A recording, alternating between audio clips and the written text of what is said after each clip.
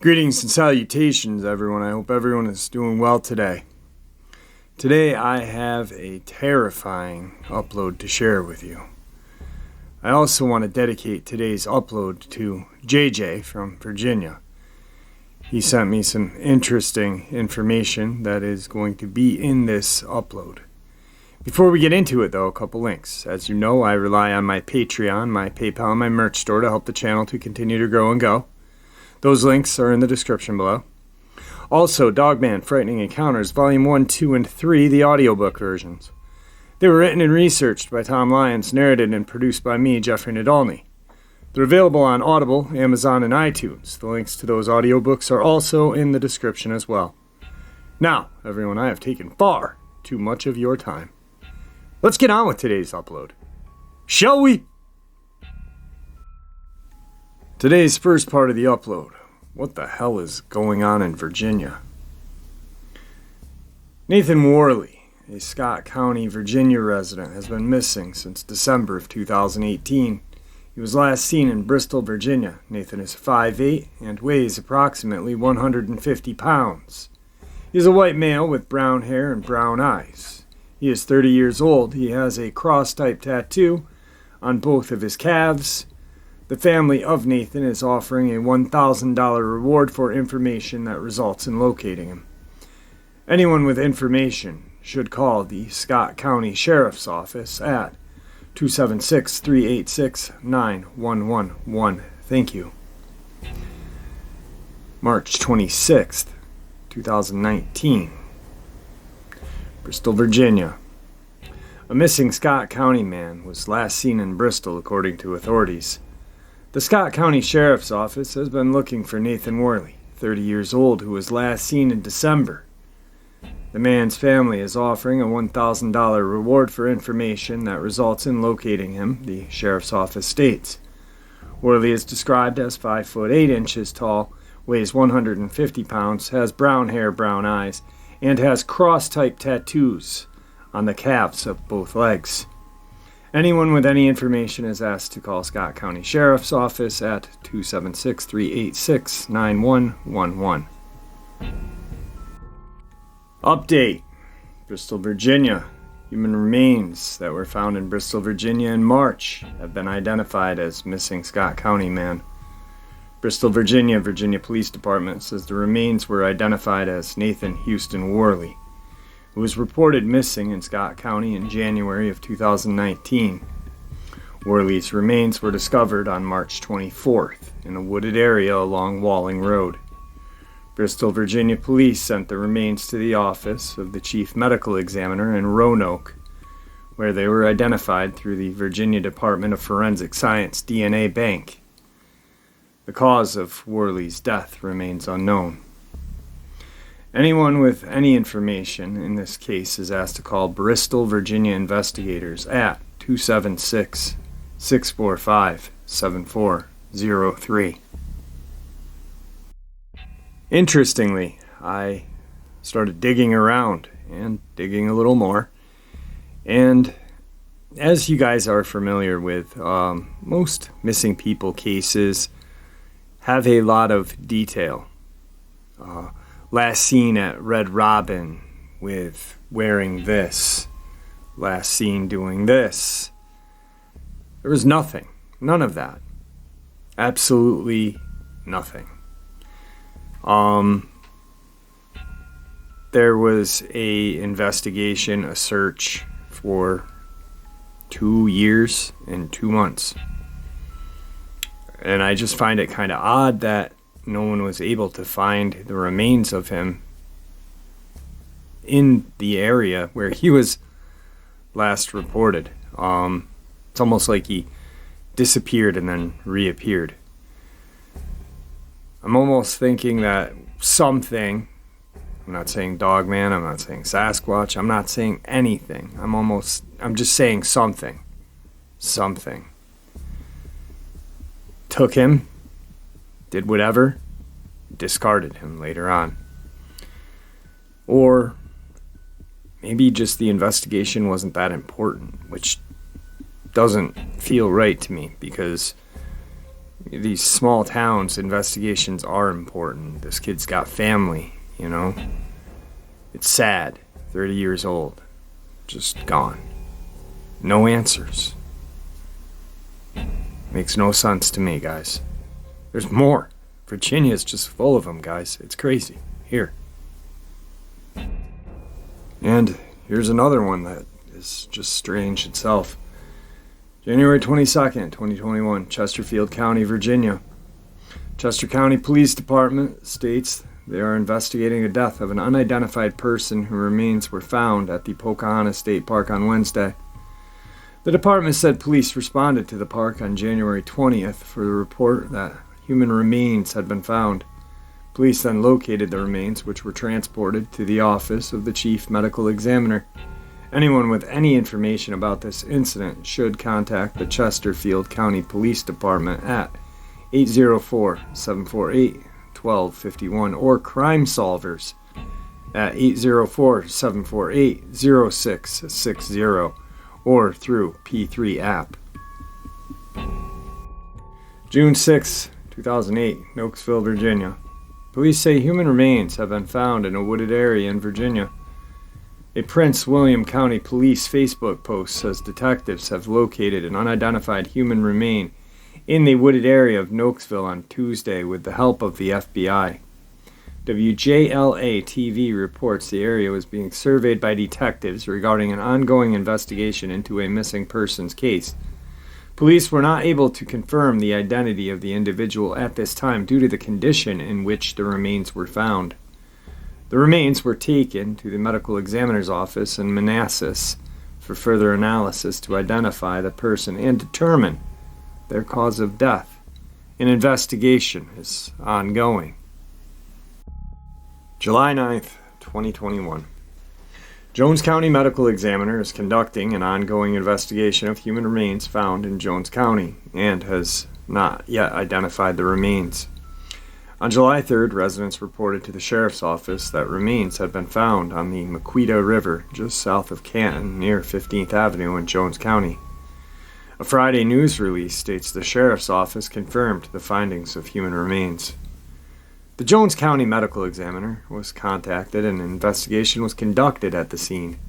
The sheriff's office, with the assistance of Jones County Conservation, Jackson County Sheriff's Office, the Department of Natural Resources, and Iowa SAR canine cadaver dogs, conducted an extensive search of the river and found additional human remains. On November 20th, 2020, the Jones County Sheriff's Office entered Justin Douglas Chambers of Davenport as a missing person. Chambers was known to stay at the Wildwood Acres Association campground on the Maquita River just north of Canton, Iowa. The Sheriff's Office coordinated and conducted a search of the area with multiple agencies and residents assisting. Eventually, the search was stopped because of inclement weather and lack of information about Chambers' possible location. Wow. Just within a short span, four missing persons or human remains found in Virginia. No explanation. Yeah, I know there's a lot of sick people out there, but there's just something off about these. You know, when there's sick people out there and the news responds to these, those people are named. You know, they're not just saying, hey, with any information, just call this. I don't know. Just, there's so much fishy BS going on nowadays. And you know what's crazy is I guarantee there's 10 more of these bodies found without the public being notified. The only reason why the public are notified is because the public are the ones that found it.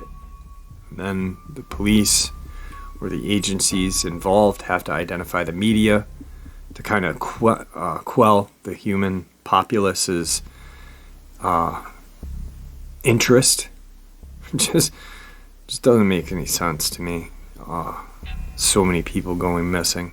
Virginia's a hotbed, man. Virginia's always been a hotbed.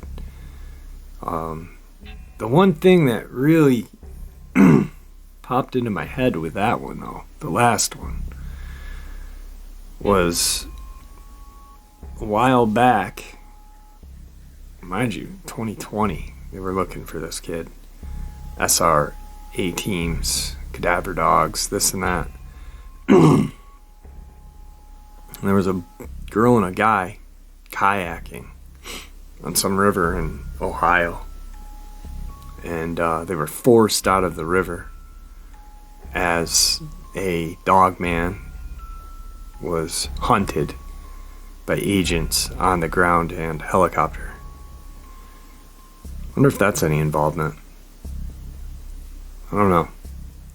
I know there's just way too many unanswered questions for me. And I'm definitely not reaching, you know. Yesterday, 2 days ago, proved to me that I'm not reaching, that I'm reading between the lines, and I'm seeing the truth, because my dad is probably the most skeptical person you could ever see or meet. And you know, he's home now, thank the Lord. Thank you for all your prayers. But he was reading the local kind of free newspaper, free print or whatever the hell it is. We have two newspapers, the Post-Star and the Chronicle. The Post-Star's a $2 paper, the Chronicle's a free weekly paper. And he was reading about the Montana bicyclist who was dragged out of her tent by a bear with opposable thumbs. And then a house a couple of days later was damaged. The door was ripped off and claw marks were all over the outside of this woman's house. And my dad reads this and then calls me and says, "Did you hear about this?" Not knowing that I had already covered this. And I said, "Yeah, I did." And he said, "Well, I read this." And he goes, "I instantly thought of Dogman." Now, for my dad to say that just blew me away, because, you know, my dad believes in Sasquatch. I mean, where we live, you kind of gotta, you know, but it's not something that he just, but it could be there, it might not be in his eyes. But so I'm not making something out of nothing when I'm looking at these cases. And then JJ, the subscriber who sent me these, you know, if he can, the public we're getting smarter. And it's not we're getting smarter, we're getting more, we're just getting fed up. I am, and I know you are, and I know you are, and I know you are, and I know you are. So what are we going to do about it? We need to do something. We really do. And this channel is a start. But I think I found my calling, and I need to really just figure out a way of getting the truth from the powers that be. I don't know how I'm going to do it, but I'm going to damn well try. And if I can't, then I'll just keep trying, because everybody matters. My kids matter, your kids matter, you matter, your grandkids matter. The woods are supposed to be enjoyed. Nature is ours, and we're supposed to enjoy it with whatever is out there and not be afraid of being attacked, not being found in some frickin' grove of pine trees with a nickel-sized puncture wound in the middle of our chest, missing for a week, and then blamed on freaking a bear or a mountain lion. Or found dead in a ditch up to our shoulders in water. And then local dogs blamed. Makes no sense. Alright, I'm enough. I'm done with rambling. I got some encounters for you now. Today's second part of the upload. I grew up in the rural mid-Atlantic area, not far outside of Baltimore, Maryland. Our house and our neighbors stood on a hill, both built in the early 19th century, but added much later to the county tax records. We were the two tenant houses for an old plantation. Across the street was a cornfield and a rolling valley.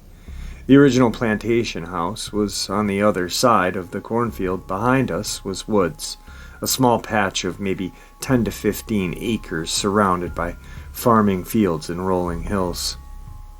There were two neighbors who told me stories of the wild man and the forest folk, their words.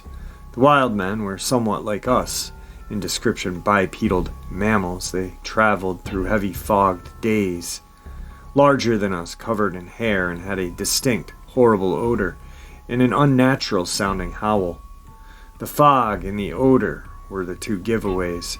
They were dangerous, but also scared of us, the way a black bear may be.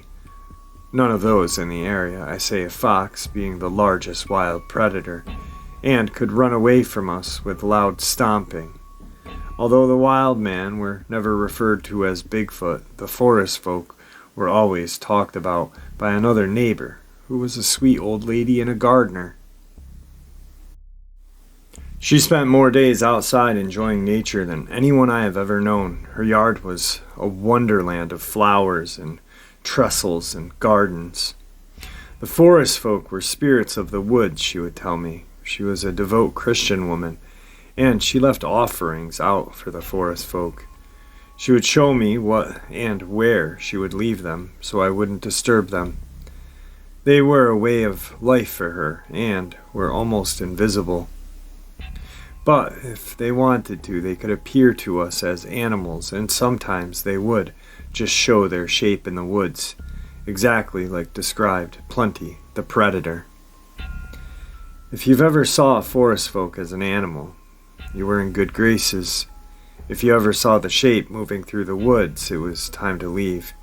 She told me it was all right to run straight home, and most likely I would, because there were an overwhelming sense of fear to run far and fast.